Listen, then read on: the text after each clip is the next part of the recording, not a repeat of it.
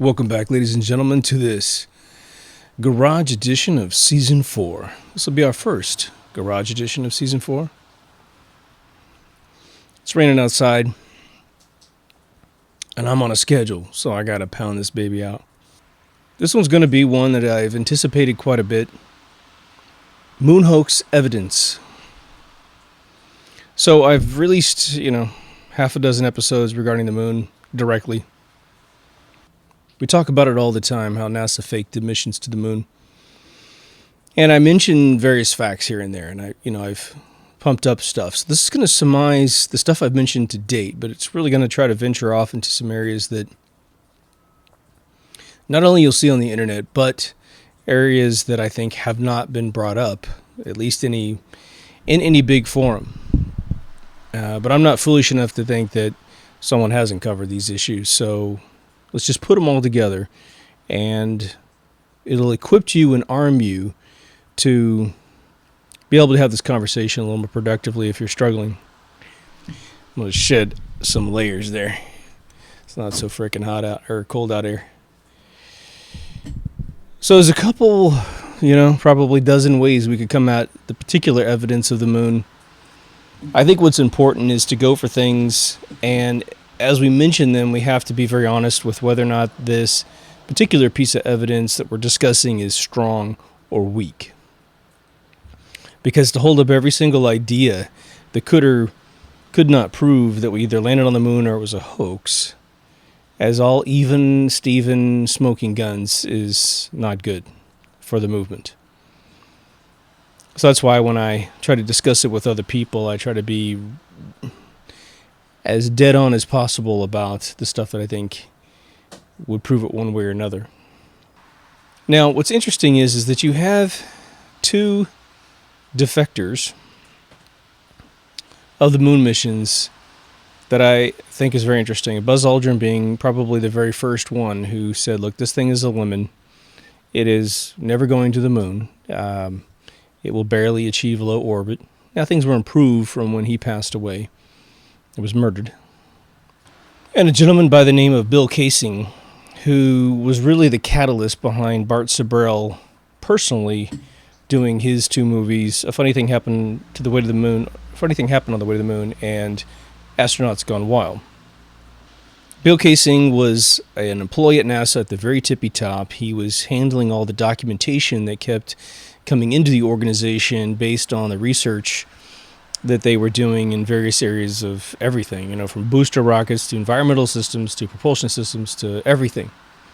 And Casing said, look, I had a document that came under my nose that said this is a 10,000 to 1 chance that this technology is ever going to get us to the moon, let alone back safely. I don't know about you, but those are pretty bad odds. I mean, it's slightly better than playing the lottery in California, but not very good, right? Obviously, someone was just probably winging some analogy and not really doing the probability and statistical analysis of the technology. It's probably more like 1 billion to 1, or just simply comes up divide by 0. This will never make it, right? But what I thought would be healthy is to really start at the launch pad of the morning of this Apollo 11 launch, supposedly to the moon. I just start looking at the evidence. Now, the Saturn V, as I say in most of the episodes, is a technological wonder. It really is, right? It's a gigantic rocket.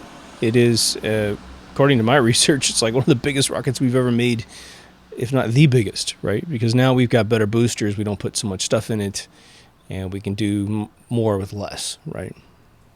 But it did take off. We all saw the footage. So, not a complete loss. The biggest outward thing about the Saturn V, before you get into the objects that are inside, the LEM and the capsule, are the F1 boosters. For those of you who are completely new, the F1 boosters simply refer to the engine that was duplicated multiple times around the bottom of this craft to create enough lift to get it to escape Earth's orbit, to get it into the Slingshot Theory, and get to the moon. Now, the schematics for that engine have never been released to the public, and I believe the current claim from NASA is that those schematics have been lost. The engines were connected to the bottom section, which broke off, floated backwards, and fell back into the ocean. Within the last 2 years, I have seen an article with scuba gear guys who supposedly found some of the F1 boosters. And again, this launched several times, okay? 7 pure Apollo missions that were supposed to go to the moon, 13 not making it, so reduced to 6 actually stepping on the moon, according to the official story. The challenge, as I always say on this show, is that kids in engineering schools across the world can take the schematics of that engine, fill it with fuel, turn it on, and watch what happens, and then do all the other mathematics to prove whether or not it can make it. So this thing launches. I personally believe it went into low orbit. I think when they were faking the footage of leaving Earth's orbit, it's proof that they didn't go, but it's also proof that they were in low orbit. Now, what is the theory of how they can get this vehicle, which has a very temporary rocket system, right? I mean, it's got big giant stages to get out of the thicker atmosphere, and then another tiny stage, and then it's pretty much, it's going the speed it's going to go, and it's going to somehow get to the moon. Now, you can't launch with our current technology straight to the moon, no matter what scientific community comes up. The debut technology to the public eye doesn't allow that to occur. There's not enough power. So they've come up with the slingshot theory. What's a slingshot theory? Well, in short, they say that if you can get further out from the Earth than you need to be, the Earth is going to pull you back from the negative pressure of ether, in my definition of gravity, and it's going to start elliptically increasing the power, of this orbit of Earth, and then I guess with a little bit of retro, they're going to break that orbit, and it's going to slingshot them directly to the moon, and then they can grab a hold of the moon's orbit, go down to the moon, come back up, 2 of them go down, 1 of them stays up, then they rendezvous, and then with 1 rocket in the back, haul us back to Earth, gain orbit into Earth again, and then ease down into the atmosphere at a very specific angle with an object shaped like a bullet. It's going to go backwards with its butt first, hit a blast shield, release these parachutes, of which we don't know where they exist on the vehicle, splash landing, all good. The interesting thing is that in 1969, we didn't have video games with physics engines. And so this slingshot theory is actually a part of several things that you've actually already played. It has been my experience that when you have a limited amount of force, right? Your engines are off. You're simply in this slingshot. You're literally just a prostitute to gravity. That if you have an elliptical path that you're going to take, and you want to elongate it, okay, to then create, more and more force, that eventually you can either make it longer or thinner, or you're going to have to introduce more power to this process to keep increasing the elliptical orbit. And there's not enough fuel in the Saturn V and the ancillary fuel on this module to do what we're talking about here, in my opinion, okay? My research. So I think that once you start to expand the rubber band shape, you start to collide with Earth, because you start collapsing its overall thinner angle. We accept these things without getting into them, right? Without ever questioning them. And I want to say early on, the more outrageous some of this stuff is, the more the public is apt to believe it. Because for them, it feels like a movie, right?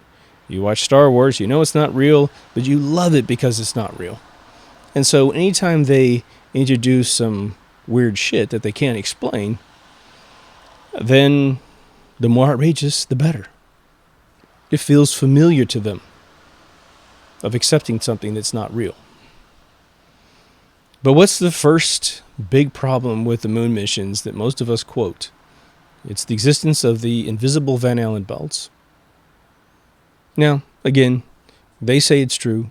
They say they're lethal. They greenlit Project Orion 2 years ago to go out and test to see how lethal these things were, because they don't know, but they've been through them so many times it's ridiculous. They did an unmanned mission first because they didn't want to risk lives, but supposedly they've done it a bunch of times.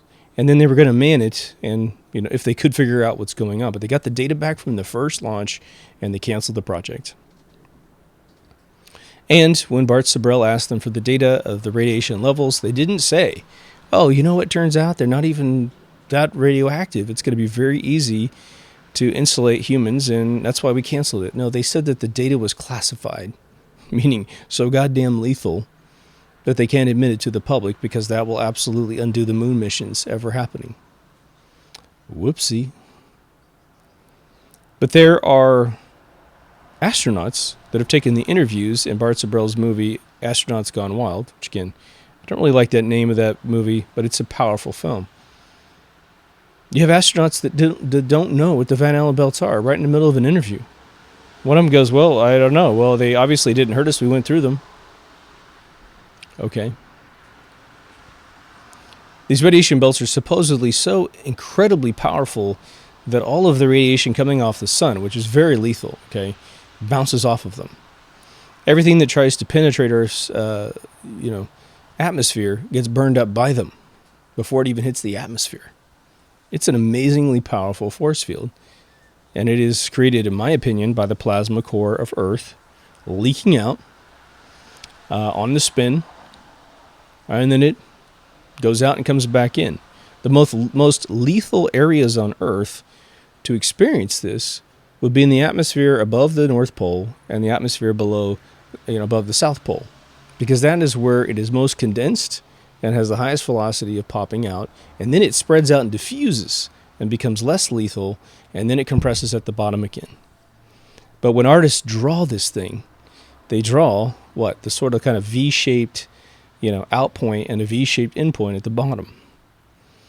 And so someone at NASA got a really funny idea. As I've said on the show several times, they used it against Joe Rogan, who happened to appear on Coast to Coast AM radio. Joe Rogan used to know that we hadn't gone to the moon, and he was interviewed. And he held his own. He was very polite. And then they had this guy call in from NASA who was the most condescending guy you've ever heard, if you want to call him that. And he's laughing and he's saying, oh, well, the Saturn V actually steered the modules through the North Pole, the hole that's inside of this Van Allen belt, and that's how it missed all the lethal radiation. This guy is representing himself as an employee of NASA. No one can confirm. Okay. Well, one, the hole he's talking about doesn't exist. That's just an artist rendering issue, because artists don't draw in 3D. At some point, you need to show an aperture of exit and an aperture of entry, and that's how they've been drawing it for years. But it's not a void. Same thing when you draw the electron cloud around an atom. You draw usually some combinational paths with one little electron on the path when it's actually a cloud. I think it's an orbital cloud of ether. But anyway, the other thing is that the Saturn V has absolutely no capability of doing what they're talking about. At some point, exerting such force that it can essentially do, a 30-degree turn, a 45-degree turn to get through this hole. Why the fuck does the hole exist? How would you know the hole exists, right? And how is this maneuver part of the plan, but one of the astronauts has no idea that this maneuver occurred or that it was important? Lies, lies, lies, lies, lies. So the Van Allen belts, I think we know very little about them. I think we've theorized them to exist. I think that the astronauts in 1998 who were on the space shuttle ran into it, had a huge problem. That's why it was published in CNN that, the Van Allen belts are more lethal than NASA first thought. I think it was a paraphrase of the title of the article. I have attempted to go back into CNN's archives and find that article. I can't find it. I looked up the mission details of all the space shuttle missions in 1998. Can't find any missions that talk about any redirection of any kind. But okay, so they make it to low orbit, right? That's about 200 miles up. Amazing achievement if they actually did that. And it actually coincides with the even-steven thruster issue of having really one payload to push into orbit. The Earth is perfectly round. You automatically just get over the edge of the orbital requirements, which is to fall outside of the surface area of the Earth, and you're there. You're there for a little while. Figuring out how reentry worked and all that stuff, it's amazingly brilliant if they were able to accomplish that. But, Buzz Aldrin was rotating a tuna can, so looks pretty convincing. Could be in a barf, a vomit rocket, right? But they do that classic shot out the window, which we beat up in several episodes, but we're here now, so we'll do it one more time. They're inside this pyramid conical craft. They have one round rectangle window with it all filled in with latches and bolts and stuff, but inside that closed up window area is a perfectly circular window. They want to falsify evidence of leaving Earth's orbit because that's what they said was happening. The problem is that the astronauts were filming way back, like maybe, 5 feet or so away from this round window. They turned out the lights in the cabin. They said that the walls, which were black now, were actually space. Neil Armstrong said to the public on air that he had pushed the camera against the glass. So you should see the Milky Way, Sirius, maybe the moon, because you're rotating. Okay, very good. Well, we shut out the sun coming in some of the other windows into the spacecraft, so it's looking through the number 1 window, and there isn't any reflected light. No such thing. Someone is holding a little gel. It kind of floats around, but it ends up on the right side. And they film the faraway shot first. So they hold the camera way back from the window, making Earth, that's outside the window, look really, really small. As they are supposedly approaching the moon and leaving the Earth should be getting smaller from being bigger to smaller, right? So what happens when you go away from something? But they shot the footage backwards because they're perfecting it far away, and then they get closer and closer and closer. Well, as it's been communicated to me, every time that they stopped and started this footage, it has a chronology to it. When they developed the reel and then duplicated it for people to see, it has a chronology to it, right? It's a piece of tape. So the first thing is first and the last thing's last. And it's stamped with timestamps on it so they can edit the footage properly. Standard Hollywood SMPTE timecode stuff, right? At the end, they turn the lights on inside the cabin and pull the gel off the window. In intermediate shots, too, they've got arms in front of the window, which, again, Neil Armstrong said he pushed the camera lens against the window, so nothing can be between the camera and the shot of Earth, because he said that the inner cab was actually outer space, again, with no stars. At one point, you can see the red lights that they used, right? Just like when you're developing film, red light doesn't expose film, and so you can see what you're doing when you're doing exposure. You can move film around, you can push it through the development solutions and get it done. So they really screwed that up. I think it's a 54, 56-minute reel that was sent to Bart Sibrel when he was cutting together his first film. A funny thing happened on the way to the moon. When I interviewed him about this, he said, look, I looked at this footage and I couldn't really understand what it was. And then eventually it dawned on him what he had discovered, and it was the epiphany that we hadn't gone. I mean, it was the most definitive evidence on the planet, that at least in Apollo 11, we didn't go. Okay. Then we have this approach to the moon. And oddly, we don't have any shots of the moon. We don't have any shots, they're going to say they couldn't probably get the shot or whatever. But we don't have the moon getting closer. All 7 missions, plus a couple others before that, there's no shots like that. What we have is really bad clay models of the moon that they have built gigantic clay models, big giant steel spheres that they have put material on. The measurement of relief, okay, versus what's probably the actual relief on the moon is completely outrageous, Like, again, if you take the Earth and you were to dry it off with a big towel, it is smoother at its most outrageous points, like Mount Everest or the deepest seas off the coast of Indonesia. It is still smoother than a cue ball. That's how unbelievably smooth that we are. And the moon is no different than that.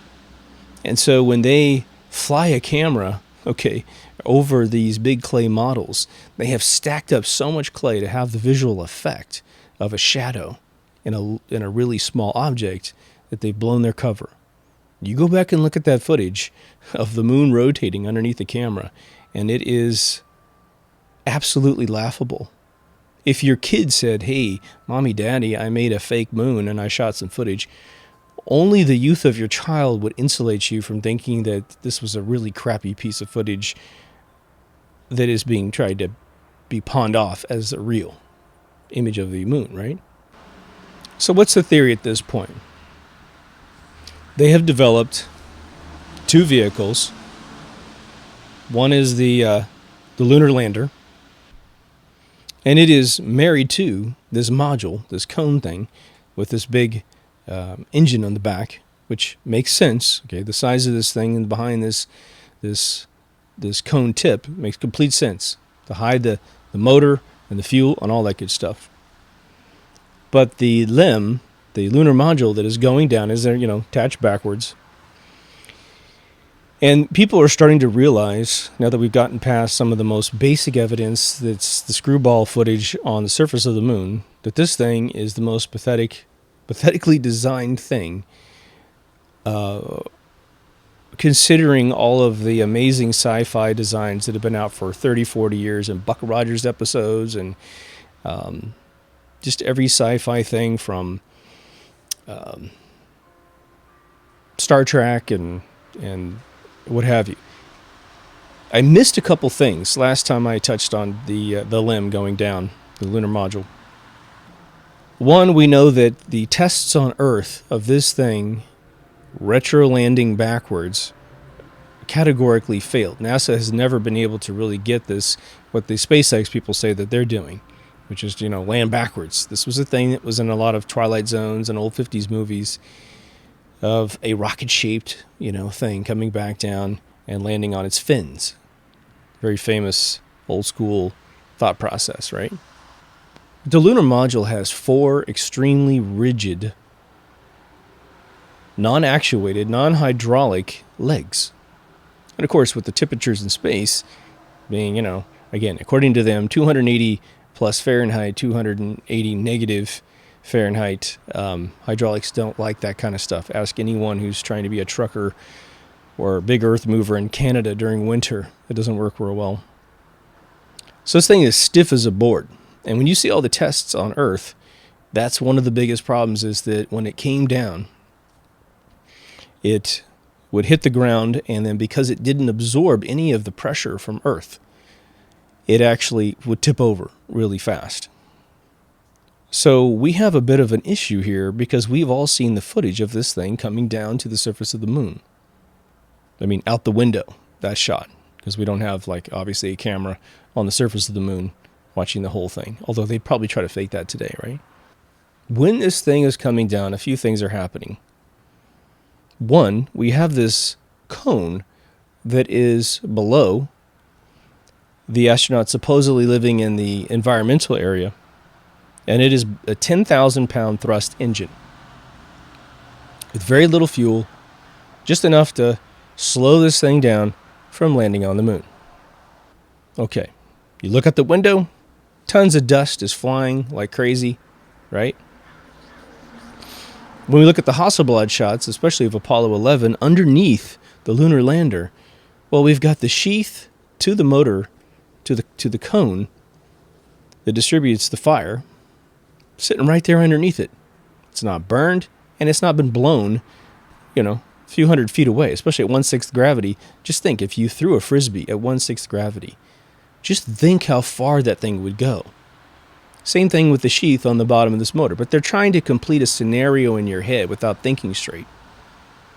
Well, 1, none of the dust has moved. 2, the sheath is still on the ground. 3, something I've missed in all my episodes before, the paint job on this cone wasn't affected at all by being boiled in fire. Every single one of these cones that you'll ever see around the world, if they ever do an engine test, even for 10 seconds, you have baked off anything that's there. You've created soot. You've created a change in the metal that is visible. But the fourth thing is that the engine that's required to run one of these cones is too big to fit in the base part of this lunar lander. Now remember, we didn't have like 42 different designs of boosters. We had one design, and we barely made it to the finish line in '69. The Russians were perfecting a more turbo boost design, which was to route some of the unspent fuel back into the explosive chamber to burn it again. That's like a turbo, right? When you watch this weird-ass 50-minute special, 45, 50-minute special, which I don't know if it's still up there on Netflix, about the Russian boosters that we, in 1995, bought off the Russians. All these boosters were supposed to be destroyed when they canceled their moon project. One guy was smart and stuffed them all inside of a Siberian warehouse. They detail the engineering feat of creating these engines, and they stressed that the very degree and angle of a pipe routing fuel was absolutely meticulously calculated. So taking the engine and making it smaller, well, you don't get the boost that you need.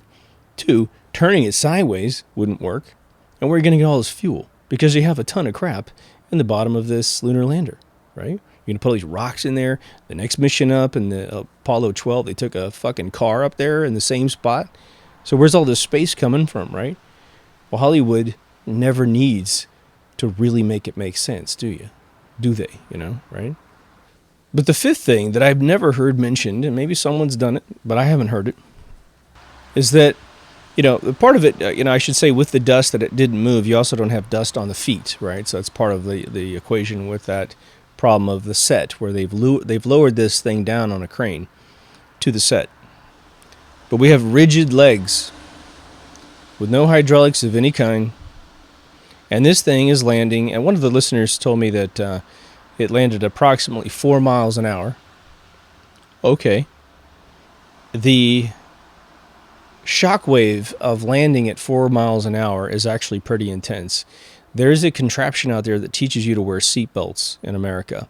And they will take them to malls every once in a while to put them in parking lots. And it's a steel chair you sit in, and it lowers you down on this ramp, and it hits you at 5 miles an hour. It goes bam, and it hits you. It's made of steel, so it's really transferring a lot of kinetic energy to your body. So, that's not great. But these legs hitting a dusty surface at 4 miles an hour is going to do a number of things. Okay, if it doesn't have a shock system to it, it is going to transfer that impact directly to the vehicle itself, which is then going to bounce the energy back down to the ground, and you're going to get a bounce, just like all the tests that we saw on planet Earth, which made the vehicle tip over. Okay. There's no skid marks of any kind on any of the landings underneath the little pads supposedly slammed into the slammed into the surface of the moon at 4 miles an hour. Another problem. Now, a lot of people have questions about how Neil Armstrong was actually filmed coming down the ladder. I have heard the official story is that there was a camera on one of the legs that was pointed at this area of the ship, and they merely trigger it with electronics, and he comes down and does his thing. You should know something. Okay, and by the way, it's transmitting it back to Earth. Okay, with the audio and the video and all this stuff, which I think is an amazing effort, considering that in order to push waves across, vast spaces, you need a lot of energy, right? Radio stations are always rated in their watts, right? How many watts do you use? Old radio stations used to blast it really heavily, and from New York, you could hear New York and, potentially California, but they don't do that anymore because they sanction the watts to make sure it's all nice and local. So you drive away from the radio station, you don't hear it anymore. I'm not sure there's enough power on the lunar lander to push something clear through space back to Earth. We'd love to hear the science behind that one. But space has radiation. Everything has radiation, right? A light bulb in your house has radiation. It's the rate of which electricity is being pushed to that bulb that determines how much you're getting hit by the radiation. But in space, when I talked to an employee whose responsibility was to mitigate the normal radiation from the sun, he said it was extremely lethal, like 6 times over the normal lethal level of what we experience here on the surface of Earth. And that's just ambient radiation coming off the sun. Well, the moon has no atmosphere according to NASA. So floating in space and being on the surface of the moon is the same exact thing according to NASA. So all the film inside every device, the Hasselblad, a movie camera, for all the missions would have been completely exposed simply entering space, let alone getting to the moon and trying to claim that you're taking a shot. So the very idea that we've got footage from the moon with 1969 technology is bogus. Now, an electronic camera from 69, which supposedly is what is being used to transmit these ladder situations, I'm not exactly sure what the analog to digital sensors were like in those cameras, whether or not they would be okay, or whether or not the whole thing would just be white the second they turned it on, because again, electrons are going to be smashing into this plate inside the camera, potentially making it feel like it's getting bright, sunlight directly into the lens. Not sure. But now we're on the surface of the moon, and this is where it gets really interesting.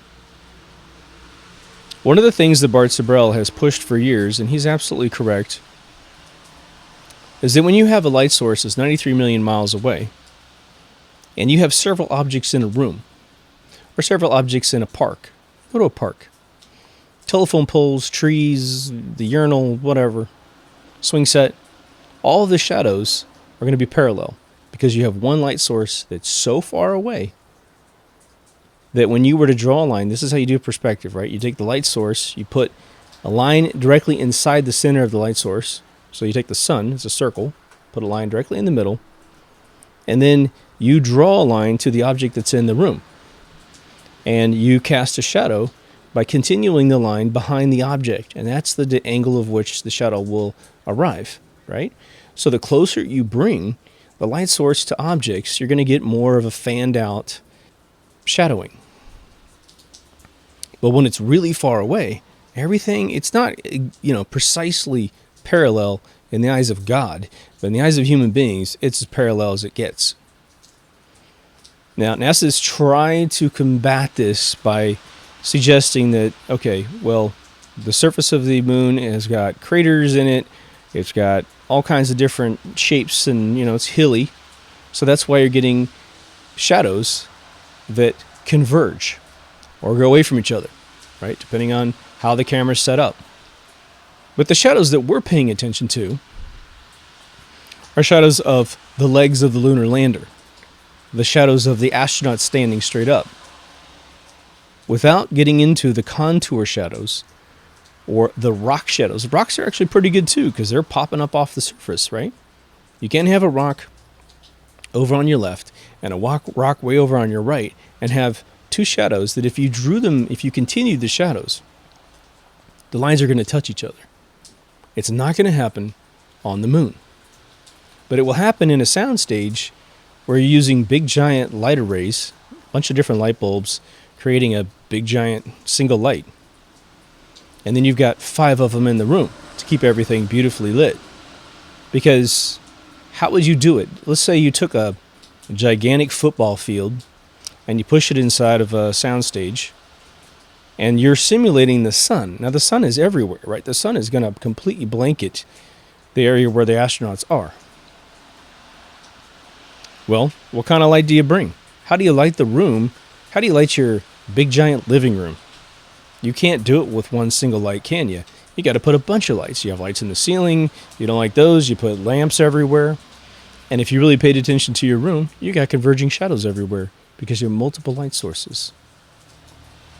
One of the tricks that Hollywood has done for years to figure out footage that's been brought in from live action, so they actually shot it in the real world, they bring it into special effects companies. This is before special software was invented to figure this stuff out, is you take an image and you adjust the contrast and lighting levels on the image that has light on it. And what you'll start to see is there's halos that start to come into focus, signifying a light above, a light far away, and you can start seeing all the multiple light sources, okay? And then when they do Jurassic Park stuff, like back in 1993, the 2 years before it actually came out, 91 to 93, they use that information to figure out where in the CG world to light the dinosaur model to make sure it matches the kitchen, all this other stuff. Now, we've invented all kinds of techniques of taking 35 millimeter shots back in the 90s of objects in the room. They have white spheres that they would put in the room, and they take a picture of the white sphere in different locations and then take that data back to the special effects outfits so they could figure out where the light is. And they automated the software that checks. It does this automatically and lowers the light and checks for all these hot spots. Every single shot and every single mission has a ton of hot spots. It might be that the whole area is beautifully lit. Once you start adjusting the contrast and brightness, you start seeing a big hot spot show up. It's not the way the sun's going to work on such a small patch of land on the moon. Now, if you were out in orbit and you take a shot of the moon with the sun shining, yes, in a gigantic 1,200-mile ball diameter, you're going to have a couple you're going to have one hot spot that is closer to the sun, is more reflective, and you're going to have this effect, but not in a tiny little football field of which these guys were roaming around. It's not going to happen. So the converging shadow thing is very real, but people don't understand it. So when you explain it, you're going to have people sitting down, really excited to listen to that particular piece of information. Otherwise, they're going to bail on you. So don't try to bring that one up unless you have someone who's excited to listen to the details. It's just my advice. Well, now we have the set that is the moon landing. And there are several theories about how this is done. We've had some listeners come in. I think Tim, who's a visual effects guy, who has an amazing background. If you read his replies, you're going to learn a lot. I definitely did, especially on the Facebook page. But he posted a beautiful video that showed how they use something called front projection, to create the movie 2001: A Space Odyssey, where they would build small versions of the set, and then the background with all the beautiful landscaping was actually being projected, I think, from behind onto this screen. So it doesn't get on the actors, right? But boy, is it convincing. And you've seen this for years. You've seen someone run in front of a movie screen in the old Twilight Zones or the old 50s movies, and the background's moving, or a monster's chasing them, like the old Sinbad shows. Same kind of theory, but slowed down and upgraded to the point where it is utterly convincing to the eye. Well, every single thing that you need to project and all these assets cost money, take time, and you're keeping it a big secret from everyone. And so I think they had a limited amount of resources or moments in which they could actually develop this. Or maybe someone just simply thought, well, we can use it again, can't we? And so at least on 2 missions, we have the same landscape in the background. They changed the set. They've moved rocks around, big giant rocks, and then they'll take the rocks out and they'll put the lunar lander in its spot because the ground isn't quite as pristine as it was because they moved a big rock out of the way. They did an amazing job. But then we have one little rock that's suspect, and because of Tim, I'm now back on the bandwagon of this being a beautiful piece of evidence that we didn't go. There's a rock with a C on it. Now, NASA's official story is that this rock, when it was developed, the negative had a little hair on it, a little Clarence Thomas hair on it, if you will, tight little C. But Tim reminded me that if something is actually on the negative, it's going to expose as a white C, not a black C, because it's going to be blocking the exposure onto the film. Film is white. When you expose it, you're creating burn marks in the film once you process it through the chemicals. So the C would be white and not black. But the rock also has an anomaly in one of the corners that is very atypical of rocks. And for those of you who've just played in the wilderness or been on a camping trip, you know what rocks look like. The older that they are, the more smooth that they are. But even those of you who've played with lava rocks and off the coast of Hawaii, or your cousin brought you some, or you've used them for landscaping, there's certain things that rocks don't do, and they don't make little folded corners. But when you're folding newspaper around an object to make it look more moony, right, textured and all this other kind of stuff, why they felt like it was going to be like that, I don't know. But there's no water on the moon, which is where we get a lot of smooth rocks that have rolled around inside streams or oceans for millions and millions of years. It's not one of those kind of rocks. Very suspect. Why a C? Well, the theory is that there's A, B, and C level rocks.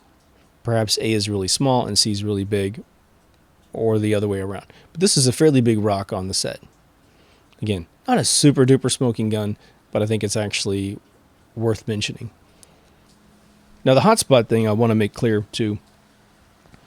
You have hotspots all over landscape shots, but you also have Buzz Aldrin climbing backwards out of the lunar lander, and he is just lit up like a Christmas tree in terms of lights. The company NVIDIA that makes, fantastic video cards did this presentation, and it just shows you how desperate they are to keep this narrative going. They did a presentation to debunk the idea that this shot is indeed a fake by playing with physics. Okay?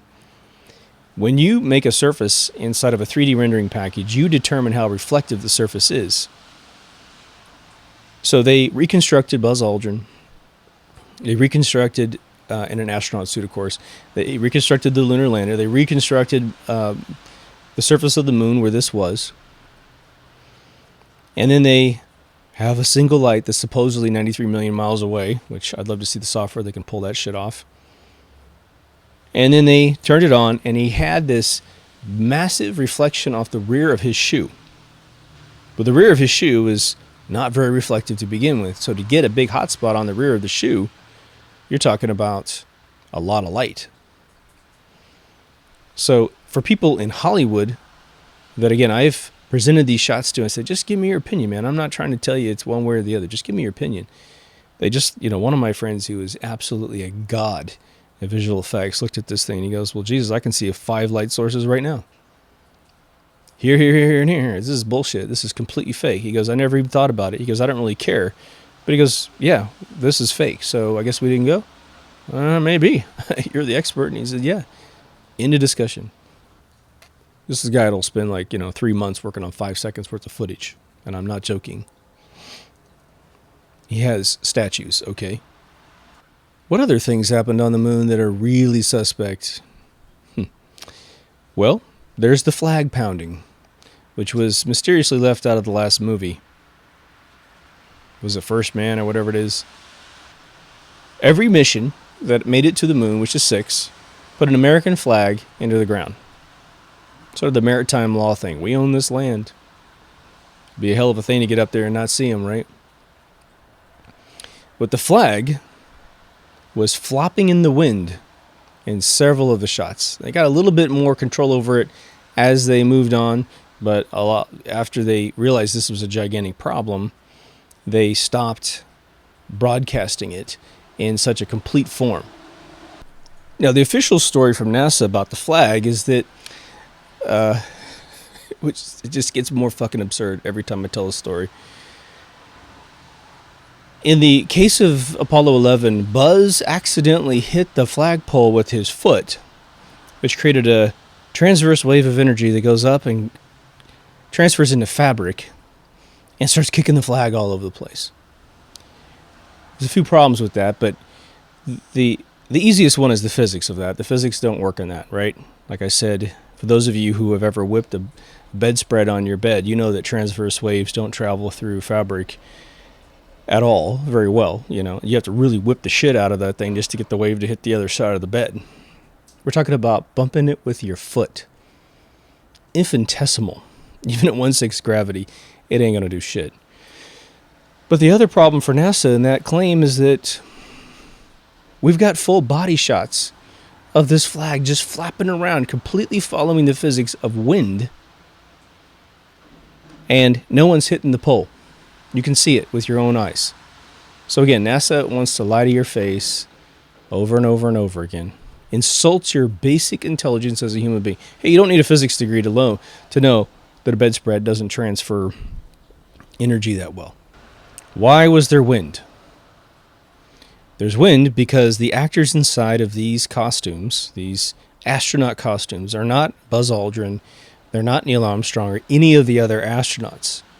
They are agents, actors inside these suits with this shield in front of their face that is blocking their face. There's a caveat to this I need to mention, though. And so that conceals who they are. They can run footage all day long. They're actually talking to the astronauts in low orbit. Now, they found out that this was a bit of a liability. Timing all this in a live broadcast was just... And again, we're not quite sure if the moon footage, even in Apollo 11, was live or if it was actually pre-recorded and then stitched in with live back and forth between the astronauts. I think that by the later missions, I have seen footage where I think they allow us to see the faces of the astronauts, which means it was pre-recorded. And why wouldn't you pre-record it? Then you have no mistakes to the degree that you have your forgery up to a certain notch of imitation, facsimile of the reality that you think is going to be occurring on the moon's surface. So the air conditioners that are cooling these guys down inside these suits, because remember, they're inside essentially a Mickey Mouse outfit. It's really warm. They can't have the environmental pack that they actually designed into the suit because it weighs 100 pounds. And if you've ever been in basic training and tried to run around with a 50-pound sack on your back, you know what running around on high wires, which we're going to get to in a second, with a 100-pound pack, you would see it. You would see the stress marks in the chest just trying to hold that thing up. These would have to be burly, Navy SEALs to pull this off, or big-ass Marines. But none of the astronauts match that physique, so you can't really do that either. So then you have this simulation of 1/6 gravity. What's fascinating about saying that to you guys is I'm saying an equation to you. 1/6 gravity. Well, what is that? 10 seconds is 1/6 of 60 seconds. Okay? So when you look at all the moon footage, and I mean all of it, from the rover to the astronauts hopping around, kicking up dust and what have you, if you roll that footage 2x inside your local movie player, either you're on Macintosh and you're using QuickTime, or you're on a Windows using the Windows Media Player, and you just hit 2x, you're immediately looking at real-time footage of actors on a moon set hopping around. You are. Sorry. So how does this work? How do they fake that?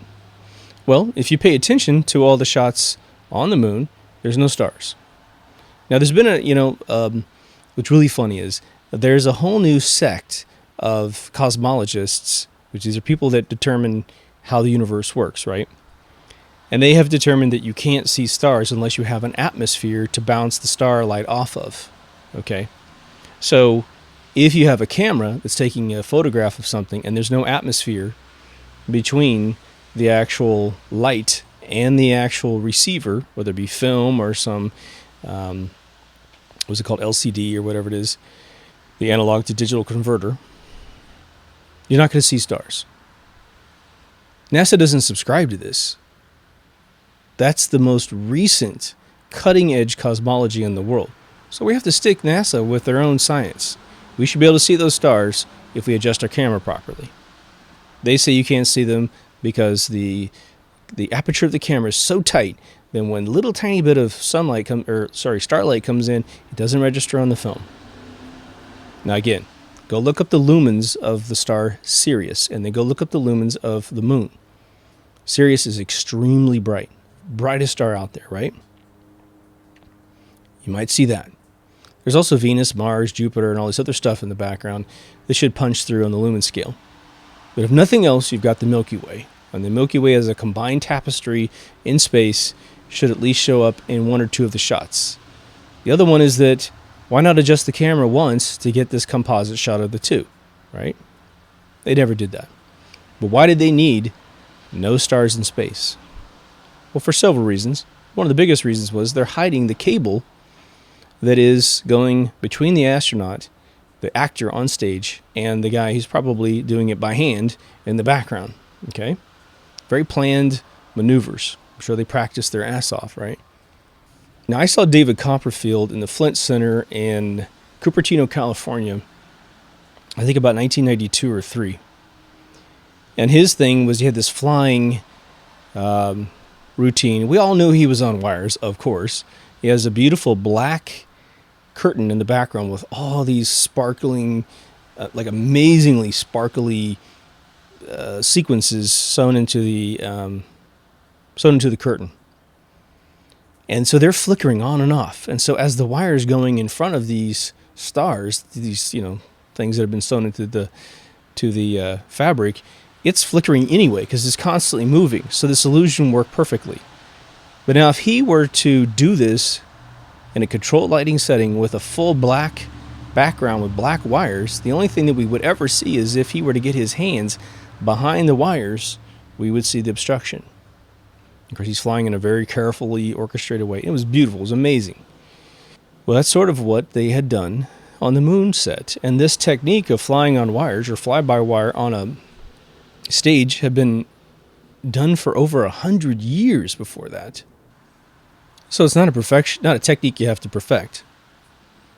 But like I said in my last episode, there are moments when astronauts fell down, and so the other astronaut has to come over and help them get up, or they do this really bizarre thing where they push on their feet, push on their hands, push on their feet, and the guy in the background is coordinating the wire and pulling them up. Well, in a couple of the cases, they hadn't tried that technique. They were trying to push off something, and before their hand even touched the object that they're going to use, either the other astronaut's hand or a rock or some piece of prop, they're getting lifted up because the guy's pulling them up too soon. It's a very tough thing because the guy pulling the wire doesn't have a 360 view of the astronaut at all times. If the astronaut was facing him and the object of which the astronaut's going to push off of is in the eyesight of the guy doing the wire, you could get a nice, coordinated effort. But they'd have to run all kinds of video cameras all around this set just to give, and the rope guy would have to be looking at monitors constantly trying to figure out what the hell the astronaut's doing. So for the most part, they did an amazing job with this illusion. But they made a few mistakes.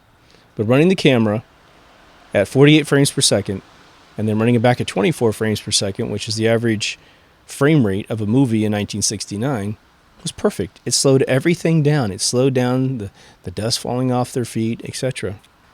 Now, the dust, in many of the shots, as soon as these astronauts jumped, the dust at their feet created in the air was being blown by those air conditioners 8, 10, 12 feet away instantaneously. With no atmosphere, that's not going to happen. Okay? Highly suspect. Again, I believe I have captured a frame that shows the wire. And the wire was visible the entire time an astronaut was crossing this path to help his buddy get up. This is one of those bad scenes where the guy pulled too soon. But there's one frame where it just lit up. Straight perpendicular shot into the air down to the astronaut's body. And it's not to be confused with the 6-inch antenna that's over the left shoulder, which is parallel with the torso. This is going perpendicular to the ground. That's what the wires do. Now, if we fast forward, we're going to take a split second and go to 12, where they brought the car. Again, the car has a lot of problems. The main problem is that NASA bragged that they couldn't bring, again, their terminology as probably a facetious emphasis was that you couldn't bring a paperclip up because it would offset the vehicle's thrust. Now, obviously, that's not true. But they certainly couldn't bring a 700-pound car. That was way over the allocation of F1 boosters. There was no improvement to the F1 boosters from 1969 to 1972. Same engine, same array, same count of array at the bottom. They did not re-engineer Saturn V in any significant way for all the missions. So this car shouldn't have been possible to lift into space. So the car arrives in a 12, and they don't assemble it with any video footage. They don't even take a still photograph of assembling it. But it magically appears on the surface of the moon. I got the actual region of the car wrong in one of my episodes where I thought it was the front left quarter panel. It's actually the rear right quarter panel. The back right wheel is one of the first shots ever taken of the lunar lander, or sorry, the moon buggy on the surface of the moon. And there's no tracks. There's no track in front. There's no track in back. Yes, this thing folds out, okay? So you might be able to say it folded out, but there's no footprints, there's no wiggles, there's no nothing. Okay, because the thing was lowered down. They took a shot of it. Like, let me get some shots before we start messing around with this thing. Okay. If you go and play every single piece of footage of the moon buggy running around on the moon, I've now since reconfirmed this, okay, you will discover something. The driver inside, there's no passenger, but the driver inside the vehicle never moves his body. He never torques the steering wheel. He never waves. He never moves like a human being. It is a dummy that's been put into this car. Why? I could only speculate that the vehicle would have been stuck had it had the full weight of a human being on it in this set. It happens all the time. I live in Huntington Beach. Just go to the beach.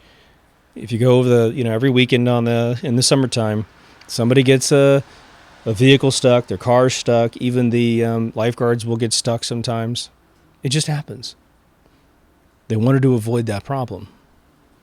But a lot of people have studied the rooster tail that comes off of the back tires because it was hurling this stuff in the air, right? Again, the car itself is an ingenious design. It's very simple, but the metal tires, I mean, they're just ingenious. So a lot of amazing stuff occurred to make this hoax happen. You can see that people really wanted to go. Let's just put it that way. And probably the people who designed it had no idea it didn't go, But they did the physics on 1/6 gravity and the arc of which this plume comes off the back of the tires. At 1/6 gravity, this stuff would be flying behind that car and probably not hit back to the surface for quite some time. But again, roll at 2x, it's just like real-time footage that you would have taken at some desert retreat with your ATV, right? Going back to 11. Now, some of this stuff, obviously, most of it goes throughout all the missions. They have cameras on the moon that, again, would be overexposed the second that they went into deep space, let alone to the moon's surface. The cameras are some of the biggest pieces of smoking gun evidence that you have. One, Neil Armstrong has a Hasselblad wired to his chest or mounted to his chest, okay? Hasselblads are cameras that you have to look down into the top to see what's going out the front. Well, he can't look down because of the spacesuit.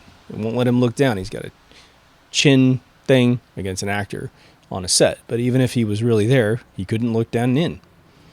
Now, back in 1969, not everybody was a camera enthusiast, okay? It was special. Today, every phone on planet Earth has a high-def 4K camera in the front and in the back. And you guys have taken thousands of selfies.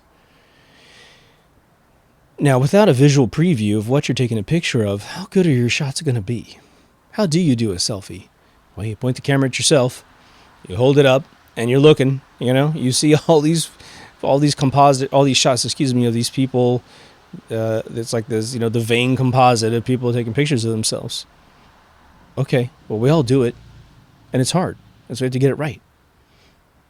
Neil Armstrong took Time Life cover, Life magazine cover after cover after cover Legendary shots. Perfect. They said they trained him. Okay. I know people who are graduates of Brooks Institute who, if I gave them a Hasselblad, wired it to their chest and said, you can't look down. Now go to Disneyland and take a bunch of great shots. Go to the Grand Canyon, take a bunch of great shots, but you can never look down on this camera.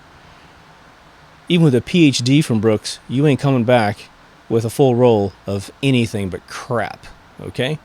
I mean, you might be able to get some sterile landscape shots, but not the cool stuff that Neil got, right? You wouldn't even know what's on the right and what's on the left. I mean, it's just insane. I grew up with a photographer father who was a professional. I grew up with Hasselblads. My house, at any one point in time, had 2 to 3 Hasselblads in the house. So I'm extremely familiar with how to use them, how to load them, how to unload them, etc. Now, the other problem is that the camera is going to be hot and cold. In the shadows, according to NASA's official story, 280 degrees below zero Fahrenheit. In the sun, 280 degrees above. Hey, let's bring it down to 250. They interviewed the guy that made the camera that went to the moon, or at least a couple of them, right? Hasselblads take 1 year to assemble back in the day. Maybe it's a little bit faster today because they're like Swiss watches, right? They're amazing. You cannot take metal, and they took all the leather fitting off of it, so it's a big metal one. But you can't take that, heat it up, cool down, heat it up, cool down, and use it because the shutter inside is an extremely delicate piece of steel. The Zeiss lenses, what's going to happen when you heat it up that much and cool it down in a split second? It's going to rupture, it's going to break, it's going to expand and contract in the opposite directions, and you're going to have a huge problem on your hand.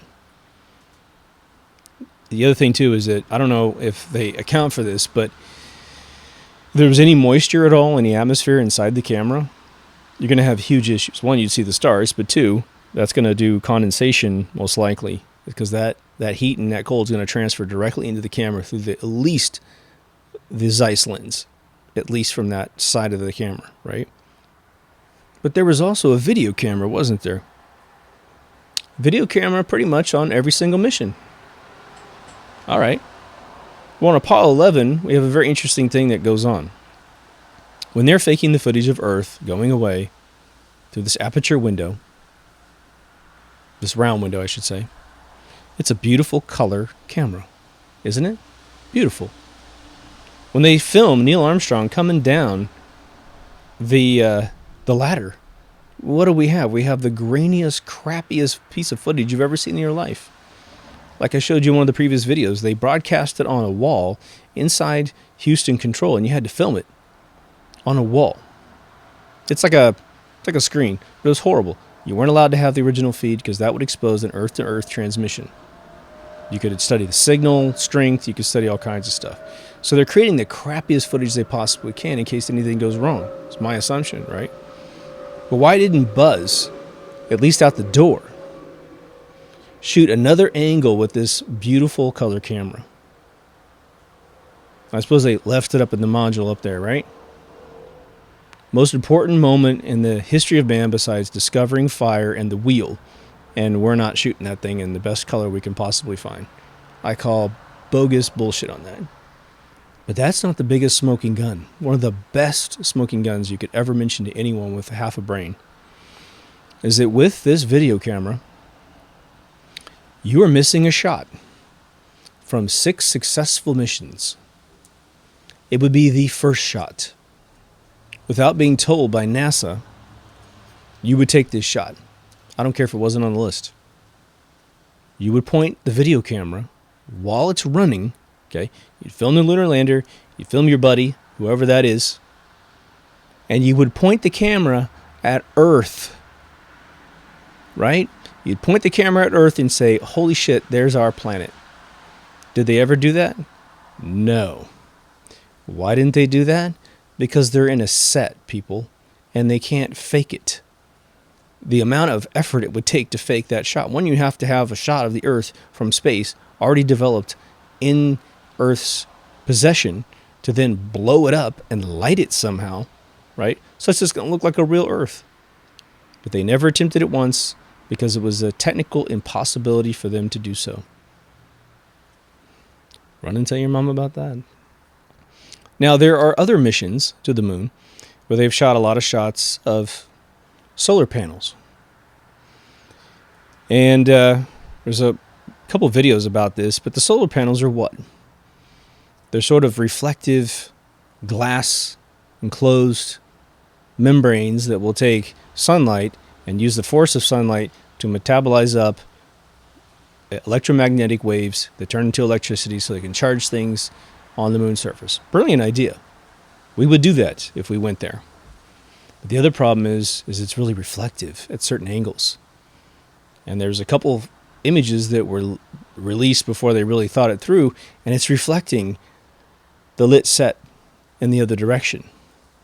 Now, I've looked at these photographs. I really can't make anything out, but it's not reflecting the blackness of space.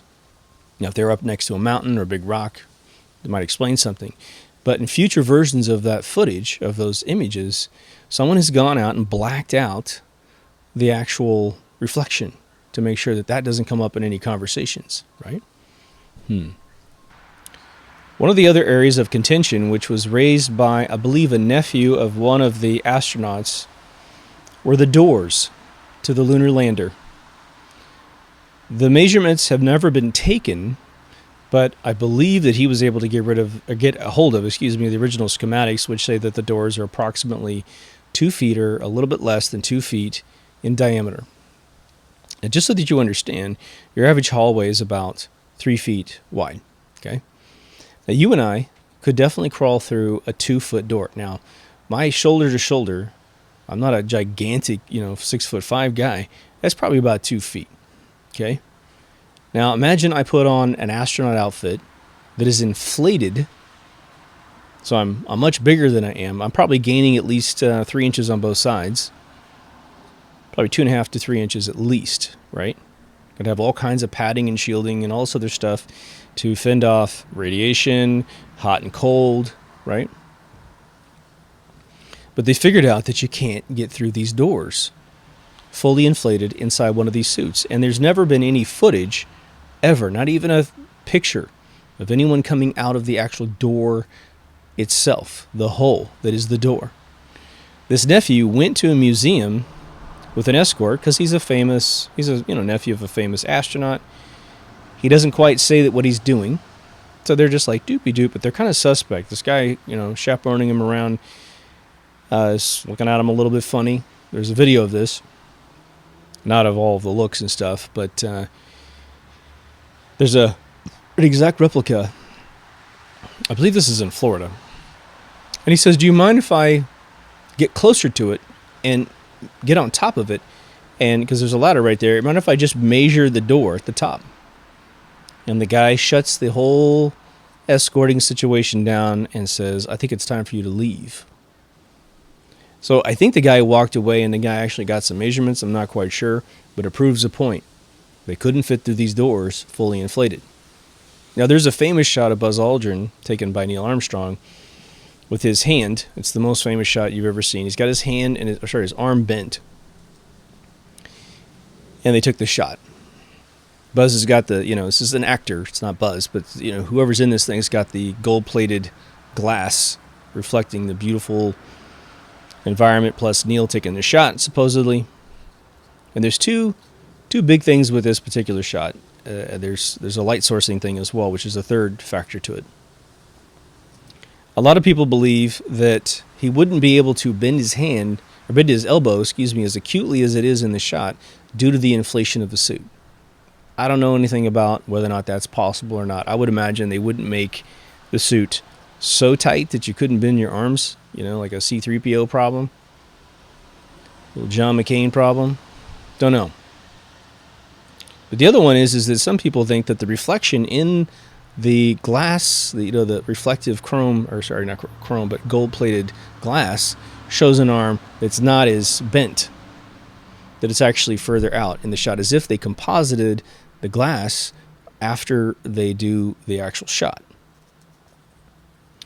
Now, one of the very first documentaries I ever saw on this, other than Bart's, probably after Bart's movie, Funny Thing Happened on the Way to the Moon, you have a great documentary out there. I have no idea where this thing is now, but they taught you the history of counterfeiting money and the experts that were then hired into the alphabet agencies to protect against counterfeiting.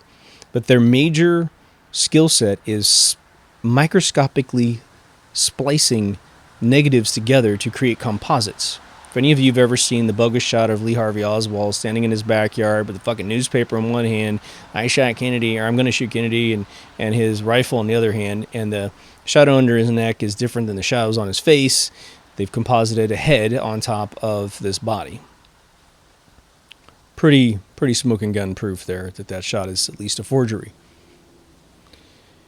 So these documentaries, and these were the primary documentaries for probably 2 or 3 years, where they went through every single shot, and they looked at anomalies that are a direct result and a classic result, a very well understood result of splicing negatives together, which is that you will eventually lose part of the original thing that you're splicing. And that some people believe that the shadows on Buzz's body, the actor playing Buzz, are different than the shadows that are on the ground. You know, that's a little meticulous for my money and my time, but if you're into that sort of thing, you might want to look into it. But one of the things that the Hasselblads had built into the camera was a piece of glass that actually had little plus signs in certain intervals throughout the photo, so they could actually put a camera on a tripod and rotate it, and they could stitch together all of these images using these plus signs because they're at the same level, and figure out, might get a much bigger shot or what have you, right? Well, a lot of these plus signs, because they are so meticulously tiny, they're probably smaller than a human hair, if not the size of a human hair, right?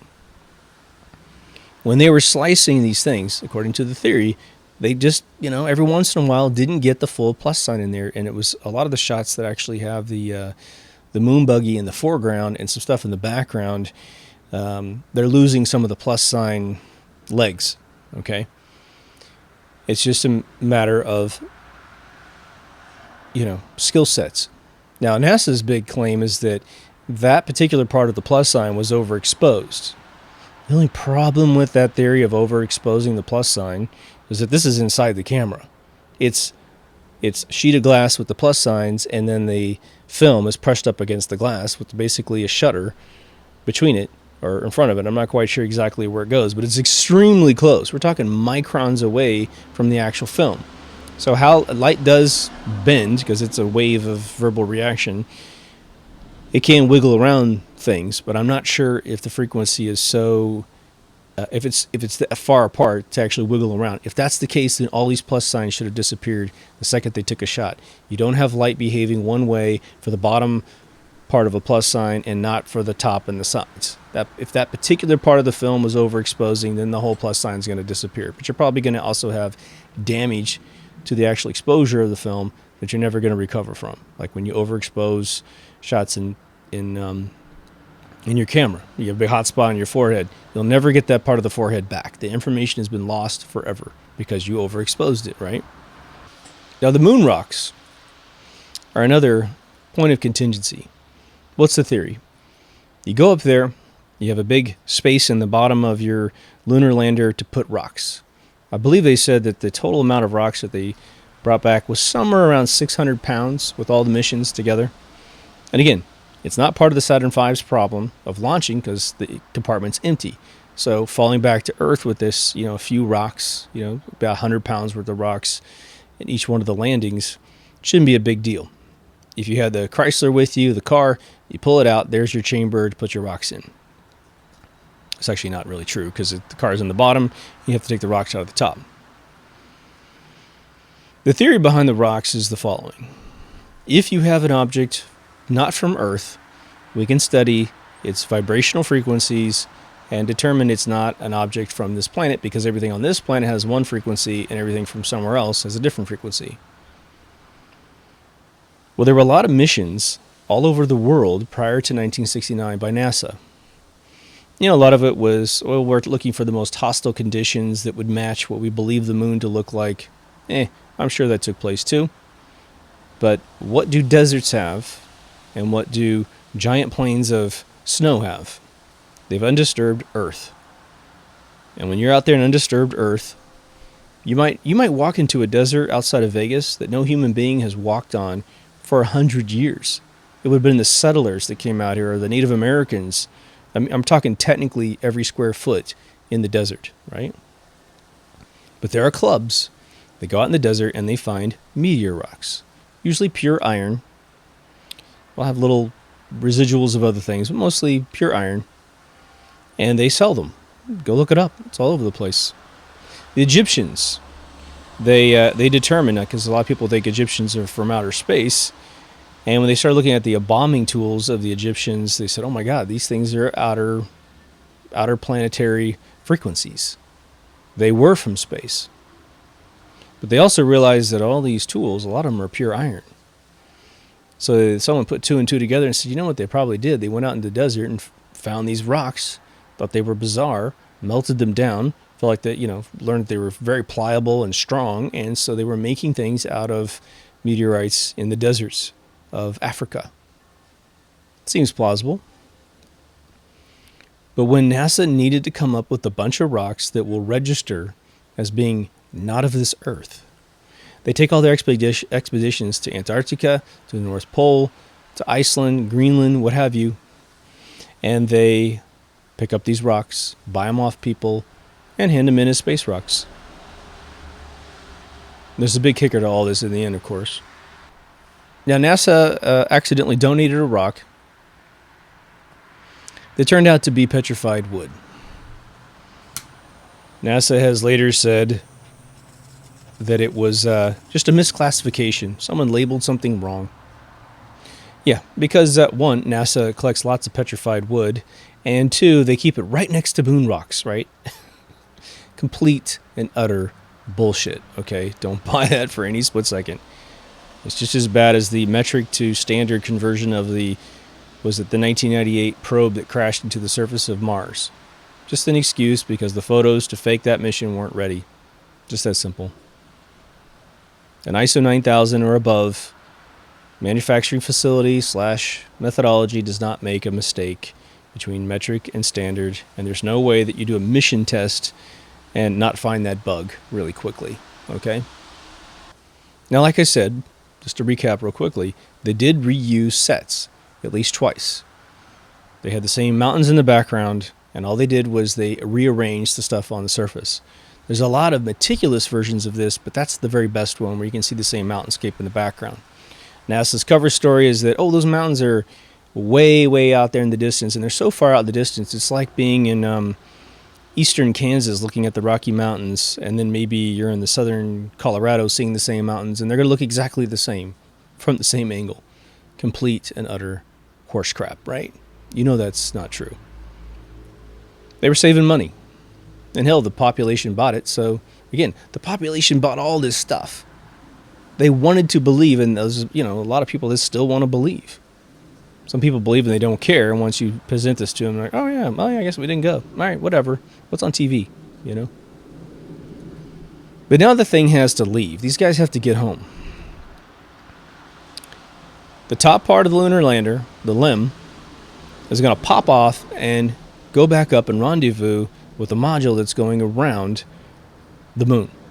Poor Michael Collins never got to go down to the moon. And again, I will say, I accidentally said that he passed away in Ojai in my first episode, I believe in episode 26.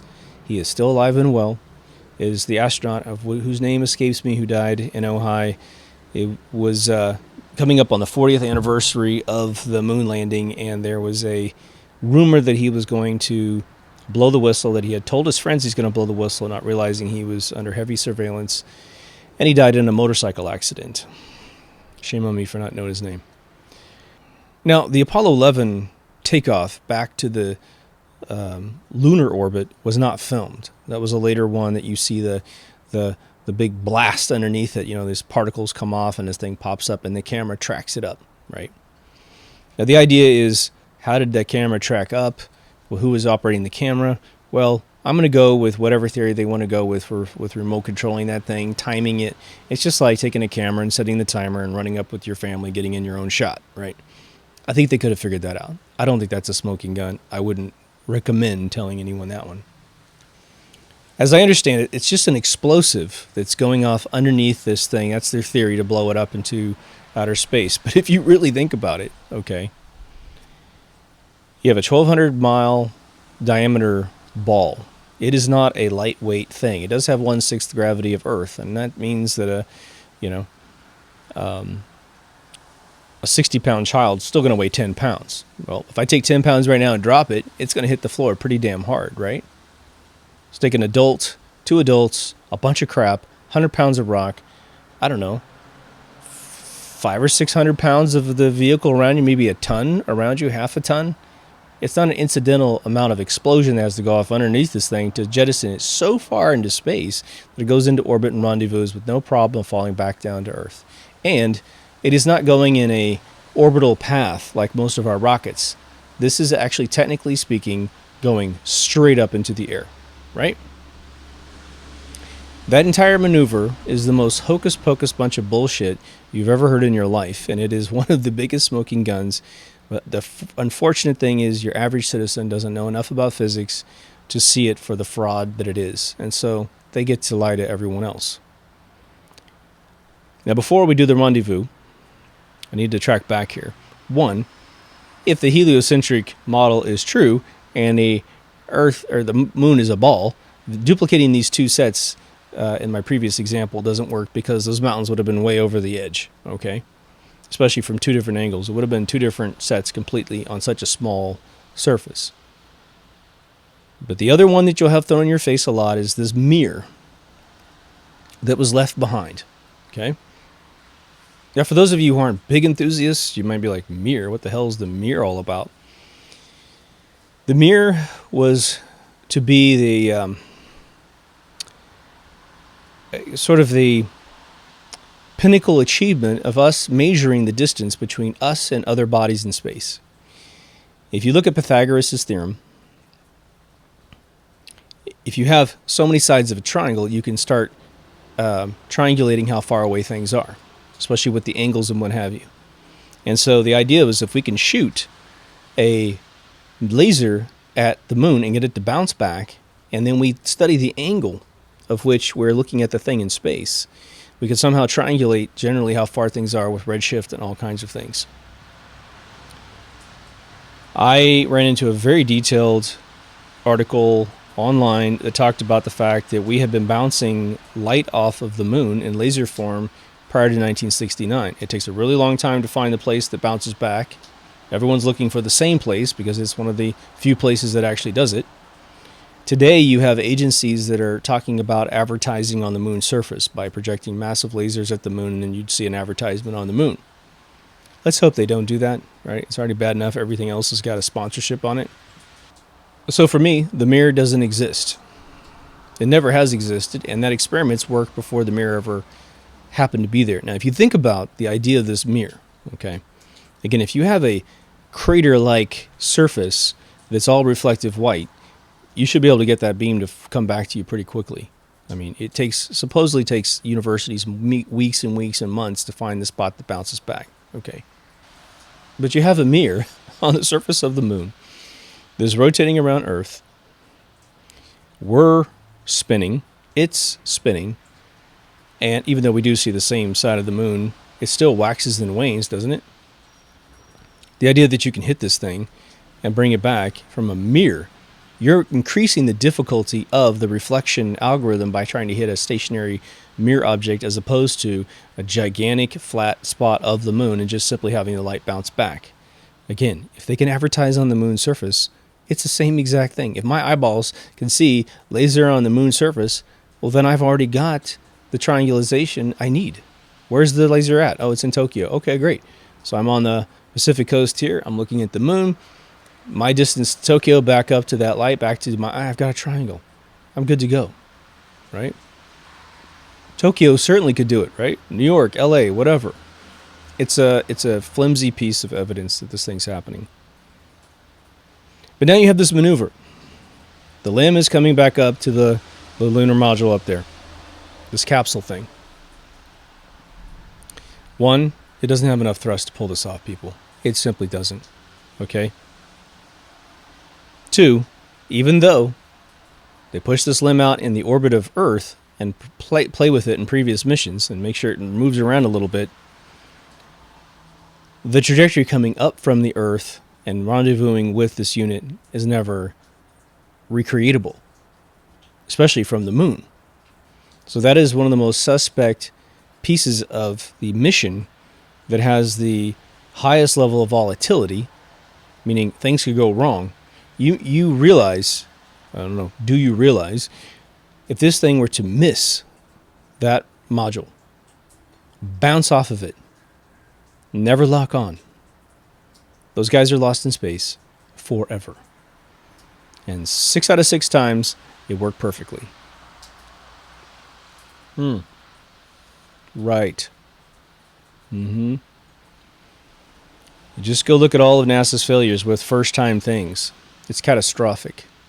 Rockets exploding on the tarmac. SpaceX, rockets exploding on the tarmac. This is 21st century technology. Still takes tests to get it right. No element of this mission is going to go perfect the very first time. Now, sometimes things will go wrong, but it's not a life-threatening situation. What if they got the cameras out? What if they really went to the moon, got the cameras out, took a bunch of pictures, came back, and they're all overexposed? Sorry, folks. Other than the live feed from the moon, which is super easy to do, of course, in 1969, the 35mm footage isn't coming back, which is not 35mm in a house of blood, but you know what I mean. Then there's the phone calls from the surface of the moon. Some people have chimed in, and I love it. I mean, this is why you guys are so awesome. One of the listeners chimed in on the comments, I believe, and said, when I was alive as a kid watching the call from the moon, it was immediately in my gut, I felt like this was impossible. Now, according to my interviews with Bart Sibrel, who's spent his entire last 20 years studying this, probably last 30 years, to be honest, studying all of this, right? He was a believer when he was a kid and had his mind turned by this Casing guy, Kingsley, the actor. It's a 2-second delay to send a signal to the moon's surface, with especially 1969 technology, because it's not light waves, right? And then it takes someone to hear it in their brain, process a reply, transmit it back. 2 more seconds. So every single thing you would say to Neil Armstrong and back would be 4 seconds at a minimum. For any of you that were alive in the 70s and the 80s and you ever did a long-distance phone call, especially overseas, there were delays, okay? Because the transmission technology on the surface of the Earth was slow. So you're going to get more delay than just the 4 seconds, 2 seconds up, 2 seconds back. And again, that's not accounting for someone having to listen. You see it all the time on newscasts, right? Where people are still going, well, what do you see in the hurricane, whatever? And this guy's like sitting there going, it's dead time, right? As they listen, and then they go, oh, yeah, well, this is this thing. And then there's dead time back, Now let's get into some of the big kickers at the end of this story here. You guys know this if you were already on part of the choir, right? It's just good to remember all this stuff. NASA has now claimed that they have lost all of the evidence that got us to the moon. What does that mean? That means all of the footage, all of the moon rocks, all of the schematics for all of the hardware. That's the coveted F1 booster type hardware. Now, we still have replicas of the lunar lander, luckily, right? I'm going to get back to re-entry here in a second. What are the odds that they lost this stuff? How do you lose something? You can see all this crap in my garage, right? That's an iMac right there that Steve Jobs gave me. That's why I still have it. Now, if I lose that right there, how do I lose that? I lose it because I move it, or I move. I leave this house and I forgot it was there, and where the hell did I put my Mac? Oh shit, it's still in the garage. Okay, so how do you lose all this footage? I don't know if you guys can hear this rain, but it's coming down, baby. You lose it because you move it. Was NASA moving around the most coveted evidence in the entire world? And every single bit of it? Hell no, they're not moving it. They know exactly where all that stuff is. There's iron mountains all over the world, right? These mountains that are all dug out, and we have all of our art in there. I think Bill Gates stuck all his art in there, right? You mean to tell me this stuff isn't in some really safe bunker? Well, obviously the truth of the matter is they didn't lose it.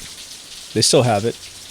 But now we have enough engineering know-how, again, to reconstruct the F1 booster in probably AutoCAD and run it. What's one of the other telltale signs we didn't go? Oh yeah, we've never been back. We've never been back. Don't you think someone would go? If we can get their 1969 technology, okay. What had we mastered in 1969 that we can't do today? Oh wait, nothing. Nothing. We can still do the goofy dances that we used to do back in the day. We can play the music from back in that day. We can do anything that they did back in that day. If we wanted to film a film in Technicolor, we could still do it. Get out the old 35mm cameras. We could still do it. There's nothing that we can't do except for go to the moon. Now, someone might say it's the cost. I really don't think so.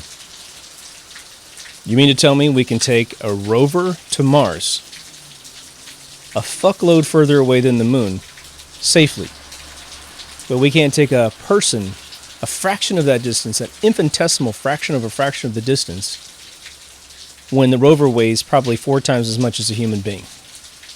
I don't buy it. Only China has claimed to put a rover on the moon, and it lived for less than, I think, 48 hours. The pictures were absolutely laughable with brown dirt everywhere. Hell, maybe it's real. I don't know. But, it died really quickly.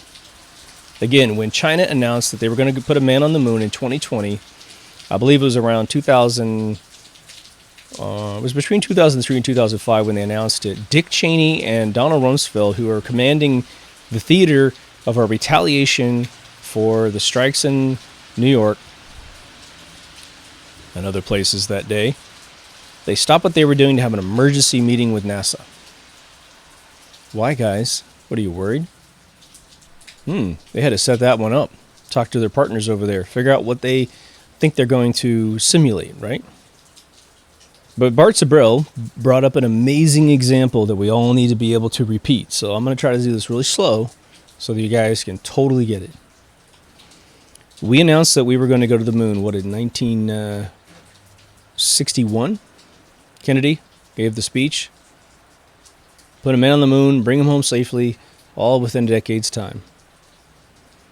Okay, we've never done that before, man, right? Sputnik was up there roaming around. We had barely put anything up there. In fact, I don't know if America had accomplished anything by that time. And here we make this outrageous goal of going to the moon and back. Hey, it was cool. I support him 100%. But the 747 took 16 years, I believe, to engineer. We already had 30, 40 years of aviation experience. If you really want to go back to 1903, when the Wright brothers flew, I think, 40-some feet in the air, took a picture of it. Patent Office cock-blocked them until 1907. They had to fly their plane in Paris to prove it worked, and then all of a sudden there's all this fuckery to get it patented in America. It was an earlier time zone to say we got it first. I mean, it's just stupid, right? It's either 13 or 16 years, somewhere in there for the 747. But how many attempts did it take of pushing the 747 down a runway before it actually took off and could sustain flight? According to Bart, over 160 attempts. I think it was almost 170 attempts. Wow. We already had jets, right? The 747 was just a bigger one. So we already had this technology patented, figured out, but we couldn't figure out how to get the 747 off the ground and sustain 30,000-foot flight in the time it took us to engineer the entire moon missions successfully and execute them. In fact, we were done with all of our moon missions before the 747 from inception to flight could take place with pre-existing platforms and technologies. Hopefully that's easy to remember and easy to repeat. So here comes the lunar module back to Earth's atmosphere. The theory is that getting back is way easier than getting there. And there's probably some truth to that due to the gravitational differences between the two bodies in space. Okay. So here comes this thing. I just beat this up recently, so here we go again. It's shaped like a bullet, isn't it? Remember the old 1905 movie? Wasn't it 05 or 08? Where it was, and I apologize for not knowing the name. I guess I could pause and look it up. But it's the old movie, silent movie, of them building a rocket, multi-stage rocket. It goes to the moon, and the bullet lands in the eye of the face of the moon. And then they hop out and they do some shit and they come back. Really famous director.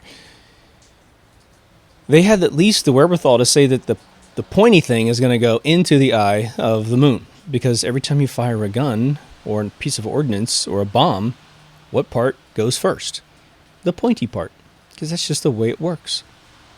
You can't get a bullet to turn around and put its ass first and at least hold that position. You could have a really screwed up gun barrel and maybe it rotates, but you can't get it to hold its position for the blast shield. But that's what NASA wants you to believe. Path of least resistance would be the cone going down first. Be less friction, less of a problem. You just adjust your angle to be a little more acute to create the resistance that you need to stop the vehicle naturally using the atmosphere.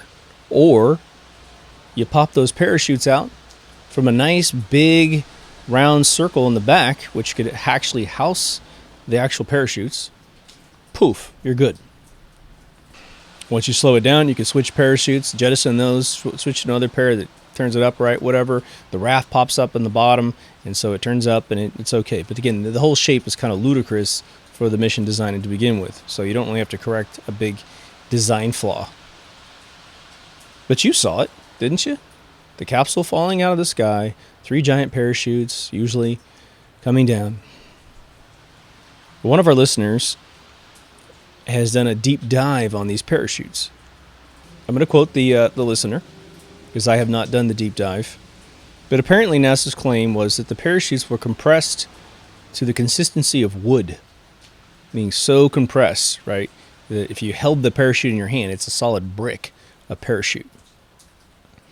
And I don't know how the thing, like it was a little rocket that kicks it into space to unfold this thing, and supposedly this fabric is going to survive being super compressed and then super expanded.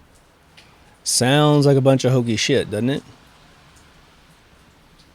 Because the idea is that you can't have these parachutes out before this re-entry of the official story takes place. The big blast shield on the bottom, big Bernie blast shield. You just saw this thing recreated for the latest Mars landing here in November of 2018.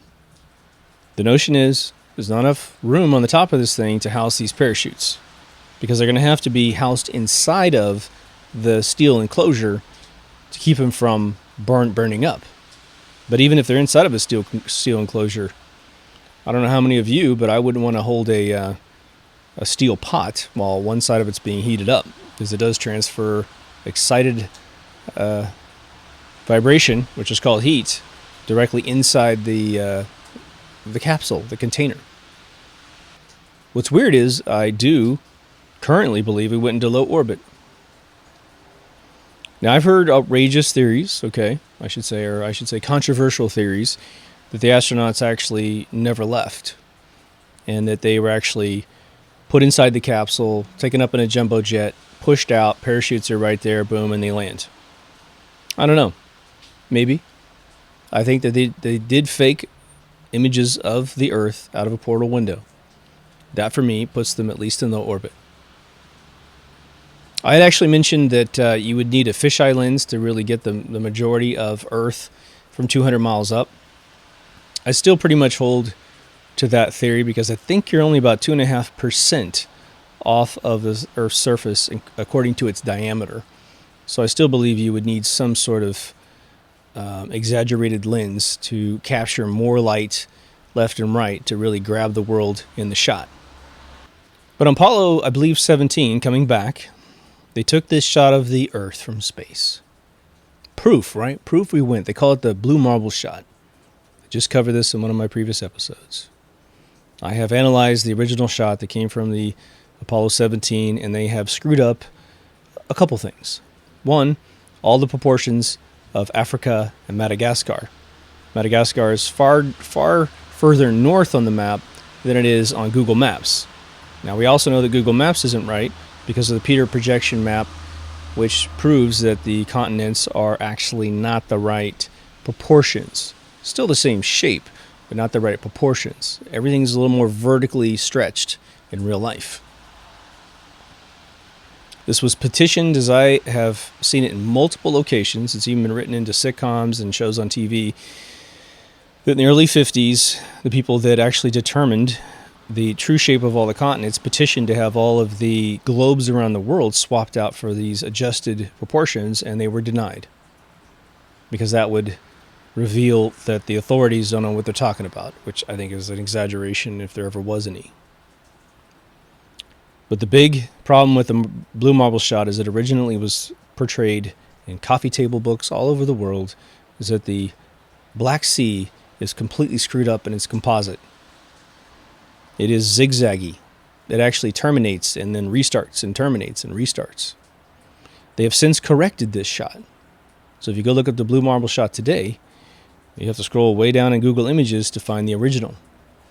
I'm assuming that in a decade, if we don't change this planet, the original will disappear, and they'll be like, you're mistaken. So I'm baking it in all my episodes. I would highly recommend snapshotting that and sending it around the planet so that you don't lose it. But that's another gigantic smoking gun. It was a composite shot from high altitude planes taking shots of the Earth. The last shot composited by NASA of the Earth from space was indeed a composite. The artist who was interviewed by some, NASA fan interviewed the kid who did the work, and he showed you how he did all the layers. And at the very end of the interview, he said, she goes, well, it's a composite then, right? It's not a shot from space. Yes, it's a composite. It has to be. It's a composite. It has to be, which was repeated in, I believe, a Jeranism video. Okay. Well, if we have all these geocentric orbits, satellites all around the planet, one of them should have a live feed of Earth from space. But that doesn't exist because it can't exist. And that's the problem. Now, there were a lot of missions to the moon, but I think that this particular episode will tidy up the very fundamentals of the forgery that is then repeated over and over and over again. They got better at the forgery in some of those areas, and some of those areas they had to repeat the mistakes because in order to correct the mistake, acknowledges that the very first mission, Apollo 11, was a complete forgery. Now again, there's a lot of disinformation going around suggesting that they really did go to the moon, they found a bunch of aliens, and therefore they had to use Stanley Kubrick's fake footage of the moon landing to cover for the fact that these aliens existed. The bullshit behind that is very simple. There's no way in hell they had all this ready in a soundstage and could have anticipated supposedly finding all these spaceships, which were drawn by some ancient artifact who's now passed away, God bless him, at 94, who was selling a book at the last second of his life to push forth this big bunch of disinformation. There's no way they'd have everything ready, right, with this anticipation that would work. Again, having a bunch of fake footage on the side just in case the missions don't go well doesn't make any sense. Because what does it mean that it doesn't go well? It means that all the astronauts died. What do? You've broadcast all this pristine, great footage of everything going great, and then you say, oh, they died. 3 fathers erased from history. America would have failed, and then what would have happened to all the other missions? They would have disappeared, wouldn't they? We've got telescopes that can see the surface of the moon at incredible levels of detail. There are no spaceships flying around as much as you've got, John Lear trying to tell you every single bump and nook and cranny is a space station up there. I don't buy that for a second. One of the most fascinating things that I've mentioned in previous episodes is that the people that believe we went to the moon most often effortlessly believe that there's aliens on the moon, that it was a big giant cover-up, that there were space bases up there, that we were escorted in subsequent trips, but then we're told not to go. They contradict themselves left and right. We could add a couple more hours of meticulous analysis of photographs of the science But I think that with this amount of knowledge, you've got pretty much all the arrows in your quiver to win a good argument against the fact that we went. It doesn't look like the government is remotely ready to admit that we didn't go. Since the recording of my last moon episode and today, Russia has appointed a council to validate whether or not America went. I am sure that is an outward threat to our country that they're going to prove we didn't go. They had the better boosters. Their boosters were 2.5 times more powerful than our F-1 boosters. They had several rocket designs, and they said it under all circumstances, with, I think, fair level of integrity, they couldn't make it. They couldn't begin to make it. And they hadn't remotely dealt with the Van Allen belts, the atmospheric problems, the heat and the cold, all these different theories that are supposedly true. I take my hat off to them in that respect. We do believe that the Russians faked, perhaps, we know they faked one of their missions and got one of their guys killed. They have one guy they said was an astronaut that never went up. I mean, there's all kinds of fuckery, before you get to the actual attempts to go to the moon. There are issues before Apollo 11 that we think a lot of the spacewalks might have been animated models, like stop action. Maybe. I'll let you guys make up your own, opinion about that. For me, we don't need that level of forgery to get to the real deal. Will we go? Hopefully. If the current organizations that are responsible for such a thing are left in charge and intact, I can tell you that the likelihood that we will go is slim to none. Because they don't have to. Why risk it? They can take all of our money, do better CG, better footage, and there's no way for us to know. Now, they said that they have taken photographs of the lunar landers in various locations on the moon using, reconnaissance satellites and what have you. The problem with that is that the lunar lander size on the surface of the moon is actually 4 times larger than it was in real life. And we know that because they tell us what every single pixel in a photograph is worth in terms of cubic footage on the ground. And when we do those translations and we see the 4 feet of the base that's left behind, it's 4 times bigger than it really was. So those are complete forgeries. Being an expert in several graphical products, but definitely Photoshop, I can tell you that what I was presented as proof that those landing sites are really there, I could forge in less than half an hour. Especially looking at the original, no more than half an hour. If I'd never seen one of these, I could have done it in less time. But then I would have asked the basic question, well, how big is this ground? Well, let's do some scale. Well, you're not going to be able to see it if we do true scale. Well, so what? Then we put a littler dot. We don't put 4 extra dots to say that these are the feet. But they know their audience. They know how to sell product to their audience. It's a wishful thinking group of people. We know that this world worships fiction. We have people that, or I could say, a better way to say it is that in history, in this planet, we have had mythical characters written into our past, like King Arthur, right? Like all of the gods of Egypt, Shira, the god of destruction, all these mythical characters, Buddha. So I guess he turned into a snake at one point, right? And every single one of those, according to our country, never existed because those are laughable myths, right? Anubis, a guy with a anteater head, yeah, right. Just instantaneously write them off. But in this country, we still worship at least one mythical character that never existed on the face of this planet. And that should show you the temperament and the suspension of disbelief that the population that holds the pride that we went to the moon is still willing to engage in on a daily basis. So because we are able to hang on to ridiculous assertions to manage our lives by, right? I mean, it's okay to take it as allegory and say, this person taught me how to be a good person. That's perfect. That's great. That's what you take. You learn lessons from the greatest writers that ever lived, inspired by probably some central consciousness, right? So some truth to it. I'm not mentioning names for a very specific reason. I thought it was really strange like 10, 15 years ago when I started waking up that I would hear someone critically think about various conspiracies in recent history, last 20 years of our life, and have all the meticulous science and details to say, this didn't happen the way the official story said. The moon is just one that's 50 years old.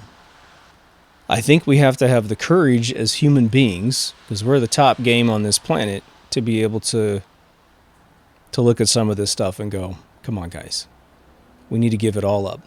Take what is good about it and leave behind the fiction. Acknowledge it for what it exactly is so that we can actually start the tires gripping the ground so we can move forward.